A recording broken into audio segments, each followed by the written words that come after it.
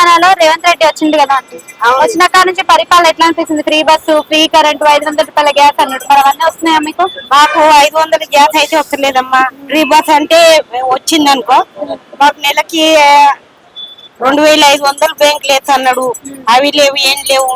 చూద్దాం, రేవంత్ రెడ్డి అంతా మంచిగానే చేస్తుండని మాకు అనిపిస్తుంది. కానీ మన రేపు విషయాలు ఎట్లా ఎట్లా అవుతుందో ఏం కథనో భయపడుతుంది. ఆ నెలకు 2500 అని చేస్తే మేము అట్లకి ఇంత పని చేసుకొని ఇంత కష్టపడి కిరాయిలు కట్టుకోవాలి. ఏది వేసలేడు, బ్యాంక్ లో పైసలు వేసలేడు. మేమేం తినాలి, ఏం కదా.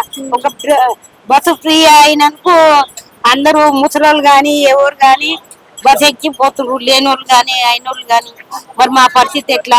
ఫ్రీ బస్ కూడా తీసేయాలి అని అంటారు కదా, మరి లేడీస్ చెప్తున్నారు. ఆయన కూడా బడ్జెట్ లేదు తీసేస్తామని అంటుండు. మరి మీరేమంటారు? ఎందుకు నిజమమ్మా, మంచిగానే పెట్టిండు హేమంత్ రెడ్డి. బస్సు ఫ్రీ అన్నందుకు మంచిగానే పెట్టిండు. ఇప్పుడు మాకు పరిస్థితి నెలకు 2500 లేదు అన్నాడు. అది లేదు, ఇది లేదు. మేము ఎట్లా బతకాలి? రేషన్ల బియ్యం ఏమో సన్న బియ్యం ఇస్తా అంటుండు, అవి లేవు. గ్యాస్ లేదు. ఎట్లా బియ్యం రాలేదా అంటే మీకు? ఏమో ఏ నెల నుంచి ఇస్తుండంటే అన్ని నూకలే వస్తున్నాయి. ఆ నూకలు తిని బతకాలా చెప్పు.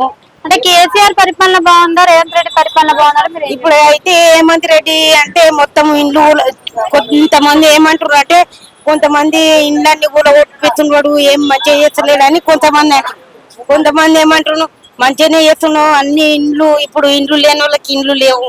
మరి ఇప్పుడు మాకు ఇండ్లు ఎప్పుడు ఇస్తాడు, ఏం కథ? అది అర్థం కావాలి కదమ్మా మాకు. ఇట్లా వచ్చిన వాళ్ళకి ఏమో కేసీఆర్ ఇచ్చిండు, పక్కకు జరిగిండు. ఇప్పుడు హేమంత్ రెడ్డి ఎవరిది వాళ్ళకి కట్టిస్తాను అన్నబట్టి మళ్ళీ మాకు ఏడా వచ్చింది ఇల్లు చెప్పండి, మీరే చెప్పండి. అంటే కేసీఆర్ ఉన్నప్పుడు మరి డబుల్ బెడ్రూమ్ వచ్చినాయా మీకు? వచ్చిన వాళ్ళకి వచ్చినాయి, రాని వాళ్ళం ఏం చేస్తున్నాం? తిరుగుతున్నాం మేము. మాకెప్పుడు వస్తాయి, ఏమవుతాయి? ఇప్పుడు హేమంత్ రెడ్డిని పట్టుకుంటున్నాం. ఏమైంది సార్, ఫామ్ గేమ్ ఫోటో అన్ని దింపుకొని పోయినరు.